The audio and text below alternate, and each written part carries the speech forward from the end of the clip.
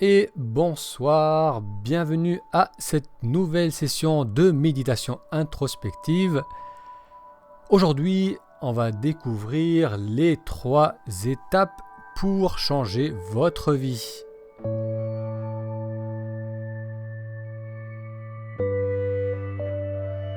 Donc je suis content d'être avec vous ce soir, donc à 7h30, ça me fait un break. Parce que là, ça fait quelques jours que j'ai pris l'habitude d'aller faire un petit footing, d'aller courir le soir, en fin de journée. Il commence à faire un peu moins chaud. Et j'aime pas particulièrement courir, mais je veux me remettre en forme. Il y a une petite semaine, j'ai fait un tennis avec un ami d'enfance. Ça faisait très très longtemps que je n'avais pas joué au tennis. Et qu'est-ce que j'ai souffert! J'avais plus de souffle. On a fait 2 sets, et dès le deuxième jeu du premier set, j'étais déjà dans le rouge. J'avais le cœur qui battait fort, j'arrivais pas à courir, j'avais les jambes coupées, et j'étais vraiment surpris de ce manque d'endurance parce que je fais du sport régulièrement, 5 fois par jour, 5 fois par semaine. Tous les matins, habituellement, j'ai une petite session de sport pour justement me maintenir en forme. C'est des pompes, du gainage, des abdominaux, du renforcement, donc faire aussi un travail au niveau cardio, des squats, des choses qui stimulent mon cœur. Mais malgré cela, j'ai vu qu'au niveau endurance, j'étais vraiment pas en forme. Et donc ça m'a motivé à mettre en place cette habitude d'aller faire des footings tous les soirs, donc graduellement me remettre un peu en forme pour travailler cette endurance que j'ai plus. Donc ce soir je suis content de faire un break, de ne pas aller courir et d'être ce soir avec vous. Si vous m'entendez bien, si vous me voyez bien, donc là vous commencez à arriver sur le live, mettez un petit like, mettez un commentaire, un bonsoir, voilà que vous m'entendez bien, que vous me voyez bien. Et comme dit en introduction, on va découvrir donc ces trois étapes pour transformer sa vie. Et vous allez voir qu'il ne s'agit pas de méditer pendant des années, il ne s'agit pas d'avoir tout compris, d'avoir trouvé sa voie, de faire quelque chose qui nous passionne. On va voir que ces 3 étapes sont des éléments qu'on peut appliquer dès aujourd'hui. Et on va voir aussi comment ça peut transformer notre vie. Alors, on va commencer par la première étape. Et la première étape, c'est de développer la capacité de savoir si je suis dans le présent ou bien si je suis perdu dans mes pensées. Ça, c'est la première étape qu'on va développer dans un instant, que je vais développer dans un instant. C'est donc de savoir, est-ce que je suis dans un état d'ouverture, de présence, ou bien est-ce que je suis perdu dans mes pensées, plutôt crispé. Première étape. Seconde étape, c'est de développer l'habitude de s'exprimer à partir de cet état de présence. C'est s'exprimer lorsqu'on est avec les autres, mais c'est aussi nous exprimer sur le papier, mettre en mots ce que l'on ressent. Donc prendre l'habitude, développer la capacité de nous exprimer à partir d'un état de présence. Ça, c'est la seconde étape. Et la troisième étape, c'est d'aller à l'encontre des autres, c'est d'engager les autres à partir de cet état de présence et à partir de cette capacité à nous exprimer ancré dans le présent. Donc on va découvrir ces 3 étapes. Si à tout moment vous avez des questions par rapport à l'une ou l'autre de ces étapes, vous pouvez nous poser une question, noter un commentaire et j'y reviendrai après l'explication de ces 3 étapes. Alors la première étape, qu'est-ce que c'est? La première étape, c'est de se familiariser avec le fait d'être dans un état de présence et avec une attention ouverte, à l'opposé d'être dans une dynamique de fermeture perdue dans nos pensées. Donc qu'est-ce que j'entends par un état de présence? C'est tout simplement lorsque l'attention s'ouvre et qu'on devient attentif à ce que l'on voit, donc je regarde réellement ce qu'il y a devant moi, à ce que l'on entend, c'est être attentif à son corps, peut-être à la respiration, à sa posture, c'est d'être aussi attentif aux pensées qui peuvent émerger en soi et à ce que je ressens au niveau émotionnel. Donc ça, c'est l'attention ouverte, c'est lorsque on est dans le moment présent. À l'opposé de cela, c'est lorsqu'on se perd dans les pensées. C'est une fermeture, donc c'est vraiment une fermeture au niveau du corps, c'est une fermeture au niveau du mental qui se fige sur une succession de pensées Et vous pouvez d'ailleurs bien le voir chez les autres, c'est bien plus facile de le voir chez l'autre que chez soi. On a tous vu une personne qui était perdue dans sa rêvasserie, donc la personne est assise, on peut la voir assise, un peu immobile, le regard fixe, perdue dans les pensées. Vous allez peut-être parler à cette personne, elle ne vous entend pas parce qu'elle est complètement perdue et elle n'est pas attentive à ce qui est, elle n'a pas une attention ouverte, elle n'est pas présente avec ce qu'elle perçoit. À l'opposé donc on a eu l'attention fermée et on a vu aussi qu'il y avait donc cette attention ouverte. La première étape pour transformer son quotidien et rapidement améliorer la qualité de notre vie, c'est de se familiariser avec cette notion de dans quel état d'ouverture est-ce que je suis maintenant. Est-ce que je suis perdu dans mes pensées ou est-ce que je suis attentif à ce qui se passe dans le moment présent. Alors pour pouvoir faire cela, la pratique de la méditation offre une grande aide parce que ça va nous permettre de vraiment toucher ce que c'est d'être présent et surtout aussi ce que c'est de se perdre dans les pensées parce que bien souvent on n'en a pas conscience, c'est notre mode par défaut, on est tout le temps dans les pensées, on pense au futur, on ressasse le passé, on est dans un mode automatique, lorsqu'on interagit avec les autres, on est également dans un mode automatique et c'est de prendre conscience de cela, c'est de régulièrement tout au long de notre journée se demander est-ce que je suis présent ou est-ce que je suis perdu dans mes pensées. Et donc la pratique de la méditation, ça aide, mais on n'a pas besoin de pratiquer pendant des années, on n'a pas besoin d'avoir une rigueur dans la pratique et que ça soit sur une longue période, en peu de temps, en quelques jours, quelques semaines, on peut développer cette capacité à savoir est-ce qu'aujourd'hui je suis dans un état d'ouverture, est-ce que maintenant je suis présent ou bien je suis perdu dans mes pensées. D'ailleurs, la plupart des études qui portent sur les bienfaits de la méditation montrent qu'on a des effets bénéfiques au bout d'un temps relativement court, donc ça peut être 4 semaines, 6 semaines, 8 semaines, pour la plupart de ces études, ça montre des bienfaits, donc ces bienfaits peuvent se répercuter au niveau neuronal, on voit que ça diminue les hormones de stress, ça augmente la capacité, ça renforce le système immunitaire. On a vu aussi au niveau subjectif, les personnes se sentent mieux, elles sont plus confiantes, elles se sentent plus résilientes, plus aptes à gérer le stress. On a vu aussi que méditer 4 à 8 semaines avait des effets au niveau du cerveau, du fonctionnement du cerveau, avec les parties liées au stress qui étaient moins stimulées, les parties liées à la créativité, à l'introspection, à la compassion, à l'empathie étaient davantage stimulées.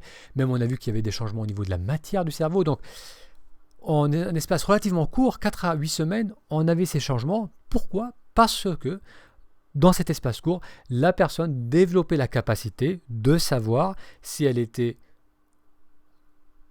attentive au présent ou bien si elle était perdue dans ses pensées. Donc la première étape, c'est de développer cette capacité d'être attentif au moment présent. Et ce qui est intéressant lorsqu'on fait cela, c'est qu'à chaque fois que vous allez vous poser cette question, est-ce que je suis présent ou bien est-ce que je suis perdu dans mes pensées, à chaque fois que vous allez vous poser cette question, ce simple pas de recul, cette simple ouverture de l'attention va vous ramener dans le présent. Même si à l'instant d'avant vous étiez dans les pensées, dans les émotions, ce petit pas de recul nous ramène dans le présent. Donc la première étape, c'est de développer cette capacité. Et bien sûr, il y a un tas de méthodes, d'exercices que vous pouvez mettre en place pour développer cette sensibilité au fait d'être ou pas dans le présent. Donc la pratique de la méditation aide grandement en cela. Il y a d'autres méthodes aussi pour se rappeler simplement tout au long de sa journée de le faire. Moi, j'ai expérimenté avec une méthode simple que vous pouvez essayer, c'est simplement tout au long de ma journée, donc on va dire 6 à 7 fois dans ma journée, je vais prendre le temps de faire une respiration, une série de 100 cycles, 100 respirations, non pas cycles, mais 100 respirations, c'est-à-dire que j'inspire en comptant 1, j'expire en comptant 2, et je continue ainsi mentalement jusqu'à 100. Donc qu'est-ce que ça m'amène à faire ? Eh bien ça m'amène à être attentif à ma respiration, ça m'amène à être attentif à ce que je fais, c'est parce que ça, on peut le faire en continuant à fonctionner dans son quotidien. Et ce simple exercice me permet de régulièrement revenir dans le présent. Et si je ne le fais pas, c'est pas que je n'ai pas le temps, c'est simplement que je suis pris dans le quotidien, dans les pensées, des choses à faire, comme nous tous. Mais à chaque fois que je le fais, à chaque fois que je me rappelle de le faire et que je me donne des rappels pour le faire, eh bien ça me fait du bien, ça me permet de me ressourcer, ça me permet de faire un break, ça me permet d'avoir plus de clarté, parce que ça me sort de cette crispation du mental, de cette succession de pensées qui sont bien souvent inconscientes, et ça me ramène dans le présent.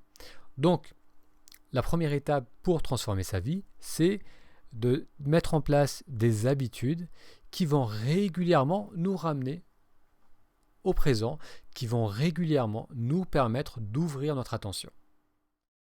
Alors, ensuite, seconde étape. La seconde étape, qui est la continuité de la première, c'est de nous exprimer à partir de cet état de présence. Bien souvent, dans notre quotidien, lorsqu'on fonctionne, lorsqu'on interagit avec les autres, on fonctionne en mode automatique, c'est-à-dire qu'on a une partie de notre attention qui est dans les pensées, qui est dans le jugement, qui est en train de se projeter, qui est en train de penser au passé, et une autre partie qui est là, une autre partie encore qui s'exprime. Donc on n'est pas réellement là avec ce que l'on exprime. On dit les choses lorsqu'on interagit avec nos proches, lorsqu'on interagit avec nos collègues, lorsque l'on rencontre des inconnus, on se comporte de certaines façons. Donc c'est plus des habitudes, un certain logiciel qui s'enclenche dans certaines situations où on va dérouler les choses, dire les choses d'une manière très automatique. Et d'ailleurs, vous remarquerez que on a tendance à dire les mêmes choses, c'est souvent les mêmes conversations qui reviennent, c'est les mêmes interactions qu'on continue à avoir encore et encore. Pourquoi ? Parce qu'on le fait d'une manière plus ou moins consciente et c'est un automatisme, c'est des conditionnements qui se déroulent lorsqu'on interagit et qu'on communique avec les autres. La seconde étape va nous invite à nous exprimer, non pas par mode automatique, mais en prenant appui en soi. Donc lorsque j'interagis avec les autres, je fais la première chose, c'est-à-dire je me dis est-ce que je suis là ou bien je ne suis pas vraiment là, je suis dans mes pensées. Donc je reviens dans le présent et ensuite j'inspire et je m'exprime, je parle, je communique à partir de cet état de présence. Et communiquer de la sorte va grandement changer la qualité de nos interactions, mais pas seulement lorsqu'on communique avec les autres, même lorsqu'on communique avec soi-même. Si on a des décisions à prendre, si on a des choses en tête, des choses qui nous agacent, du stress, et qu'on se laisse glisser dans l'inconscience, dans les pensées, dans le ressassement, on est dans la projection dans le mental, on est dans le passé, il y a un tas d'émotions, de frustration, d'inquiétude, de colère, d'impuissance, de peur qui peuvent émerger en soi. Parce qu'on est dans une dynamique de fermeture, on est très peu conscient. Si je décide de simplement dire ce que je ressens dans l'instant par rapport à ce sujet, avec présence, ça va me permettre de le voir d'une manière plus claire. Et lorsqu'on voit les choses d'une manière plus claire, on est moins dans la fermeture, on est moins dans l'inconscience, on est plus dans l'ouverture, on est plus dans la confiance, et ça va nous permettre, donc d'une part, de sortir de ce mode de stress, et d'autre part d'avoir plus de clarté par rapport à ce domaine. Donc apprendre à nous exprimer à partir d'un état de présence va nous être bénéfique lorsqu'on le fait seul, donc on peut le mettre en mots en le disant, en parlant à voix haute, on peut l'écrire, on peut même le penser, mais voilà, prendre le temps de formuler les choses, de s'entendre parler, de se voir manifester les mots sur le papier, va nous permettre de le faire avec une qualité de présence qui va nous permettre de voir les choses beaucoup plus clairement et nous libérer de la sorte du stress et donc avoir une vision plus claire de ce que l'on a envie de vivre ou de faire par rapport à certains sujets de notre vie. Et ensuite, lorsqu'on s'exprime avec les autres, à partir de cet état de présence, là aussi, on va créer une qualité d'échange qui va être bien plus riche parce qu'on ne s'exprime pas par habitude, on ne s'exprime pas selon nos conditionnements qui sont souvent hérités de notre éducation et de nos expériences passées. On va s'exprimer par rapport à ce que l'on ressent dans l'instant. Donc on va vraiment dire à la personne ce qu'on pense, ce qu'on ressent. Et lorsqu'on fait cela, on va autoriser également cette personne à le faire. On va créer un espace de sécurité parce que lorsque je suis vraiment attentif à ce que je ressens et que je l'exprime, je suis également capable d'être attentif à l'autre.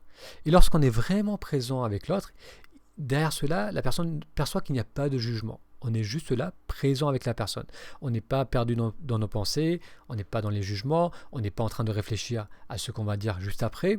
On est juste là, vraiment attentif à cette personne. Et la personne va le percevoir et on va lui donner donc cet espace pour qu'elle puisse également exprimer vraiment ce qu'elle ressent.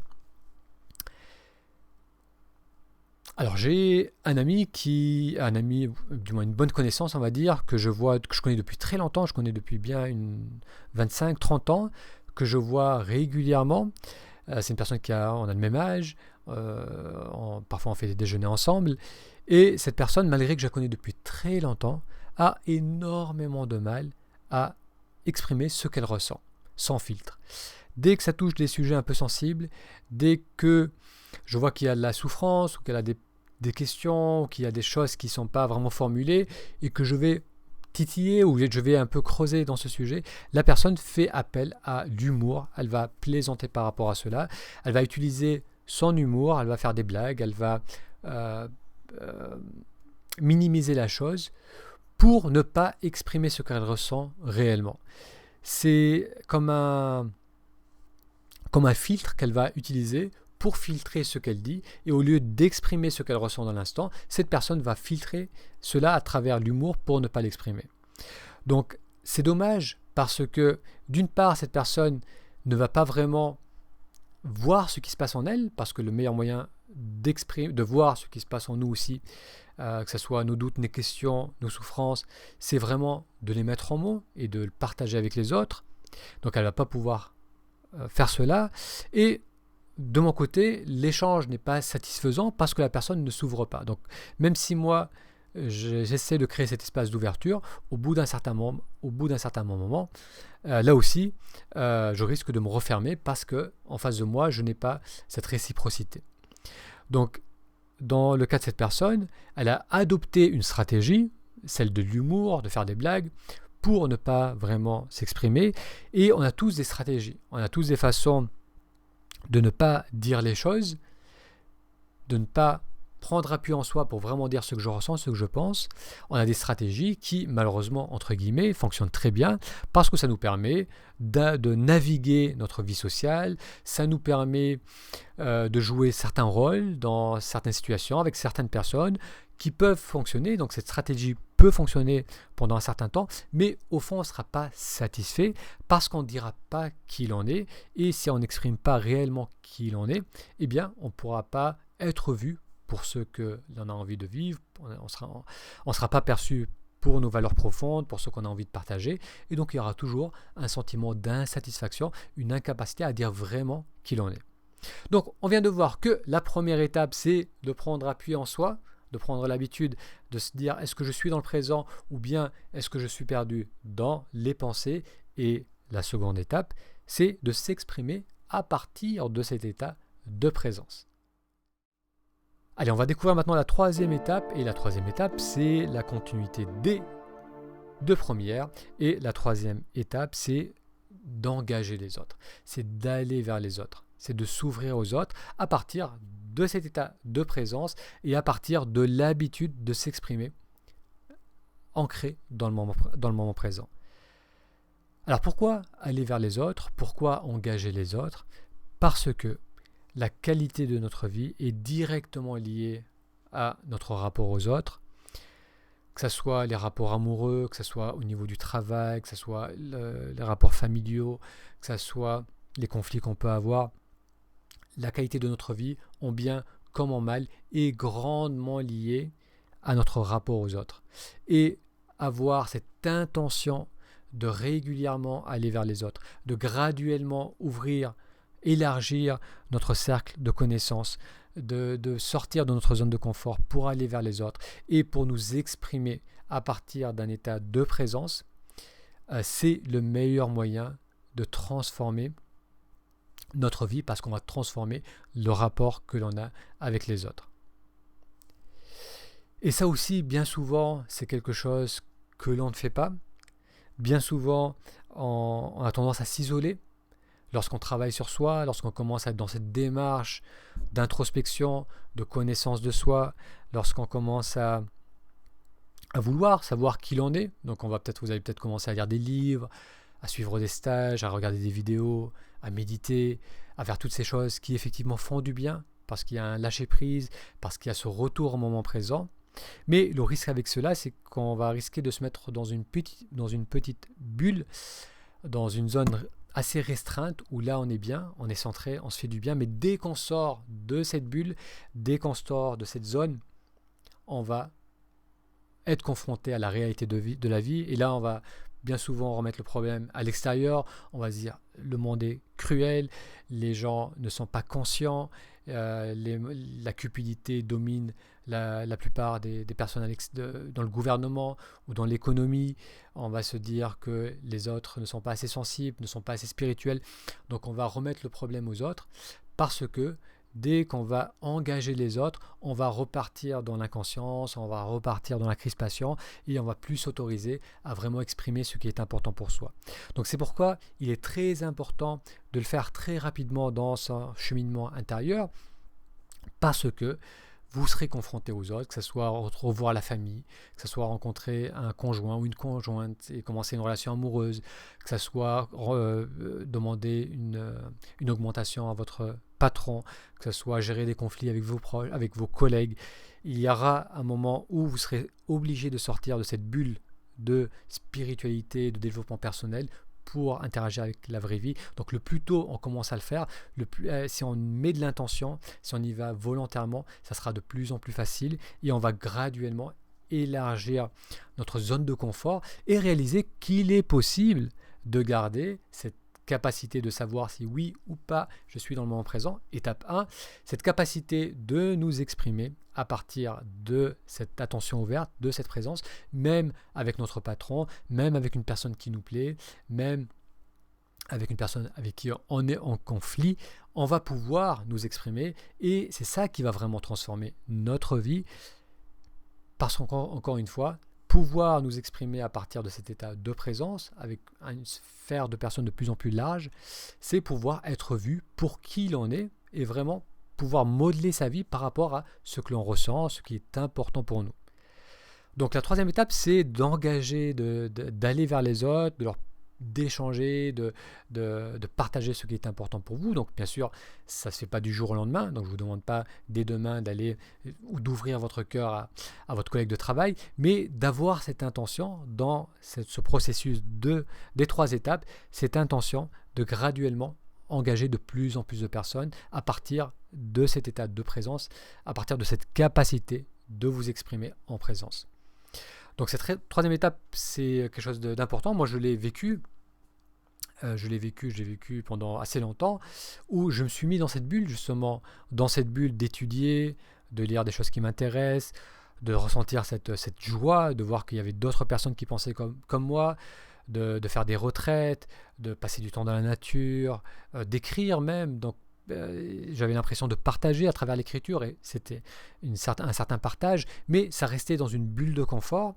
Et il y a 2 ans de cela à peu près, j'ai commencé à prendre conscience que je me suis isolé, et que je commençais à souffrir d'un sentiment de solitude, et surtout d'un manque de connexion avec les autres.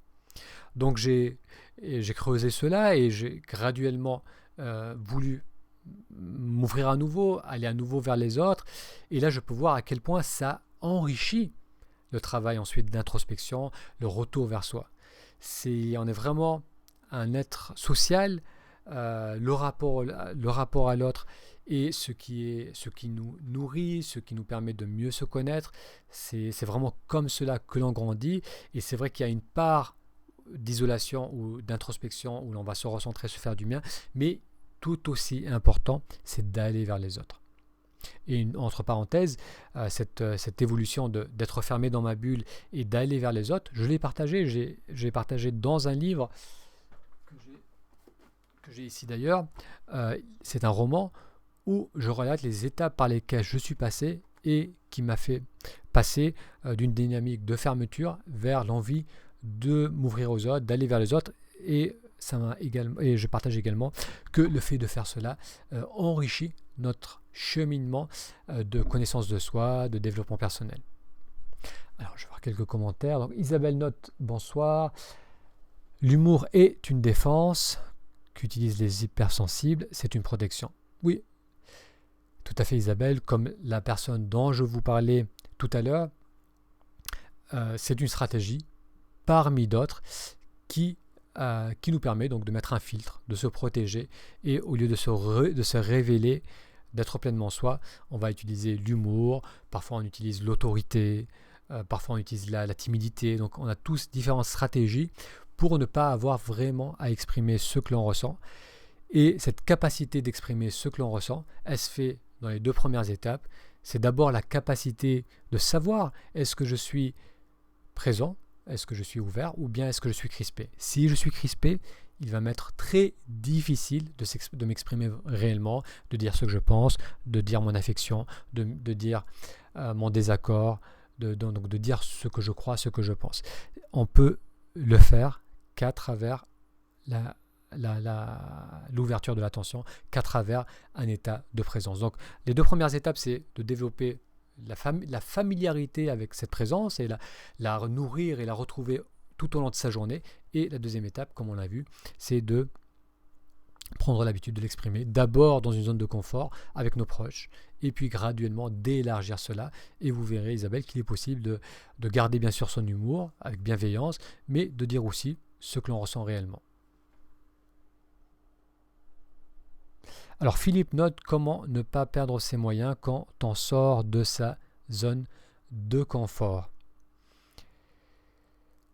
Merci Philippe pour votre question. C'est la perte de moyens, c'est la conséquence d'une déconnexion avec le moment présent.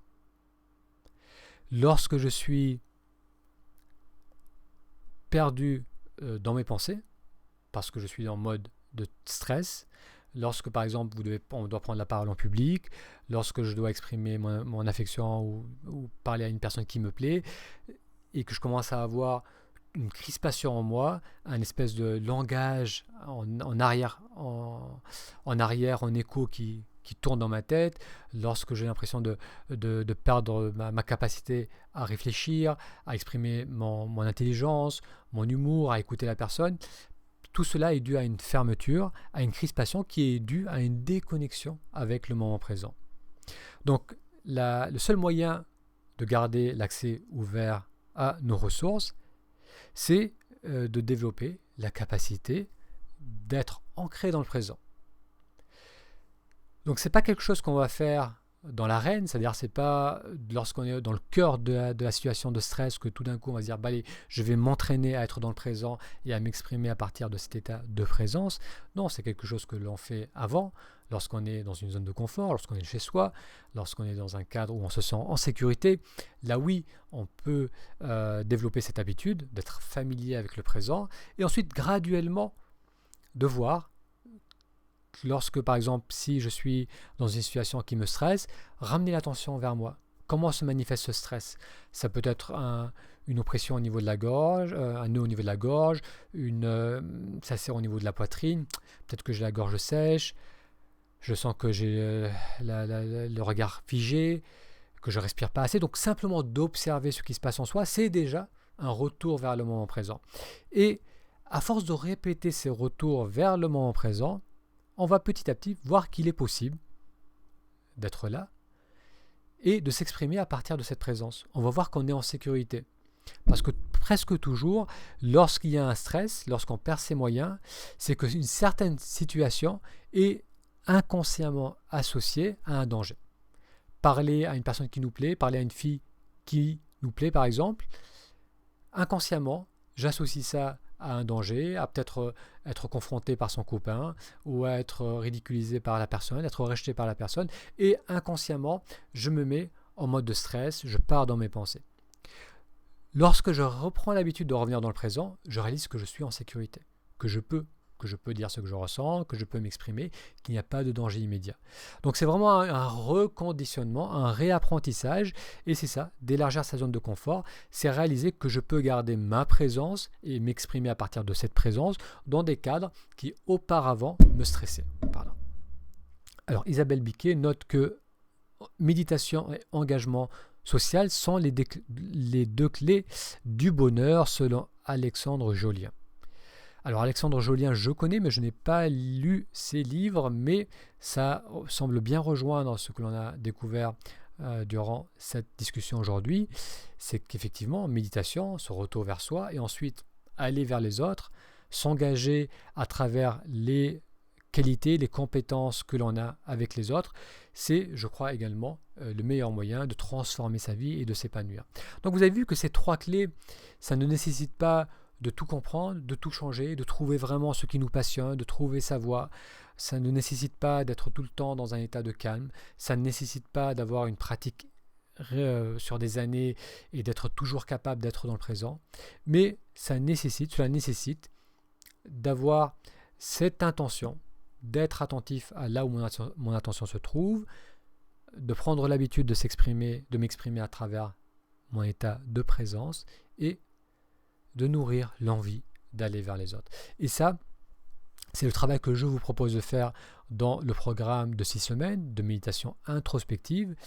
C'est donc de développer la capacité de savoir, donc mettre en place des outils, des exercices qui vont vous permettre de savoir si vous êtes dans le présent ou si vous êtes perdu dans vos pensées.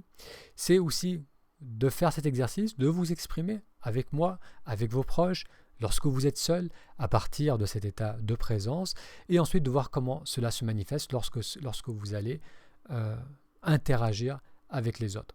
Donc c'est un travail qui est assez vaste dans le sens que ça va développer des outils de présence, donc ça va vous donner les outils pour développer votre capacité de présence, et aussi ce que cela va permettre, c'est une meilleure connaissance de soi, parce que lorsqu'on commence à s'exprimer à partir d'un état de présence et que l'on fait cela avec une autre personne, eh bien, il y a des choses qu'on va découvrir par rapport à soi-même. Des éléments qu'on n'a pas l'habitude de voir, de comprendre, parce que on est plutôt dans un mode de perte dans les pensées, on est dans la projection, on est dans la fermeture, et lorsqu'on est dans la fermeture, on est dans le passé, c'est simplement le passé qui se reproduit, c'est les mêmes logiciels qui tournent, mais lorsque l'on ramène l'attention vers le présent et qu'on s'exprime à partir de cet état de présence, eh bien on va découvrir des éléments par rapport à ce qui nous anime, ce qu'on a vraiment envie de faire, pourquoi on bloque par rapport à certains domaines de notre vie, pourquoi on se sent bloqué dans certains domaines depuis longtemps. Ça va permettre de les mettre en lumière, de développer notre perspective, d'avoir différents angles de vue par rapport à cela et de s'en libérer. Bien, donc pour en savoir plus sur ce programme de 6 semaines de méditation introspective, le plus simple est d'aller sur le lien méditationintrospective.com.